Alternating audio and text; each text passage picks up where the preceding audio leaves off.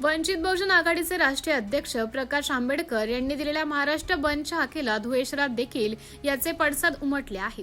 वंचित बहुजन आघाडीच्या वतीने महानगरपालिकापासून जोरदार घोषणाबाजी करत शहरातील पारोळा रोडवरील कराचीवाला खुंटावर रास्ता रोको आंदोलन करण्यात आलं। यावेळी विद्यार्थ्यांवर अत्याचार करणाऱ्यांवरती कारवाई करावी तसेच केंद्र शासनाचा यावेळी निषेध करण्यात आला। यावेळी मोठ्या संख्येने वंचित बहुजन आघाडीचे पदाधिकाऱ्यांसह विविध पक्षातील पदाधिकारी कार्यकर्ते देखील उपस्थित होते। MDTV न्यूजसाठी जिल्हा प्रतिनिधी माहेश्वरी शिसोदे, धुळे।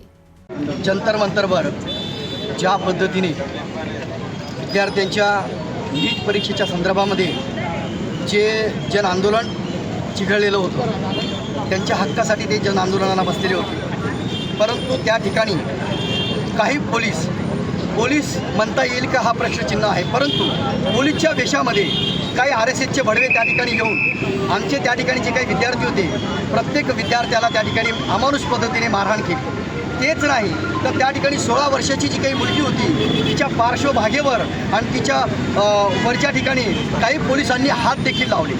तर या माध्यमातून श्रद्धेय बाळासाहेब आंबेडकर यांनी आज 23 तारखेला पूर्ण महाराष्ट्र बंदची हाक दिली। त्या माध्यमातून धुळे जिल्ह्यातून माननीय शंकरांना खरात जिल्हा संघटक वंचित बहुजन आघाडीचे, त्याच पद्धतीने आकाश भाऊ बागुल, योगेश भाऊ पगारे, रोहित बागुल, मी स्वतः दक्ष पत्रकार संघाचा अध्यक्ष संस्थापक, त्याच पद्धतीने राहुल वाघ ही मार्मीची आणि संपूर्ण वंचितची धुळे जिल्ह्याची टीम या ठिकाणी आम्ही आज इक्बाल मलिक या ठिकाणी धुळेची जी काही संपूर्ण टीम आहे वंचित बहुजन आघाडीची, आम्ही संपूर्ण व्यापाऱ्यांना आणि धुळेकर वासियांना या ठिकाणी विनंती केली आहे की तुम्ही आज बंद पुकारण्यात यावा। हा बंद काही आमच्यासाठी नाही, कुठल्या एखाद्या पक्षासाठी नाही, कुठल्या एखाद्या धर्मासाठी नाही, हा विद्यार्थ्यांसाठी। तुमच्या घरातही विद्यार्थी आहेत, तुमचाही विद्यार्थी, तुमच्याही घरातला मुलगा मुलगी या ठिकाणी भारतात कुठेही शिकायला जाऊ शकतो।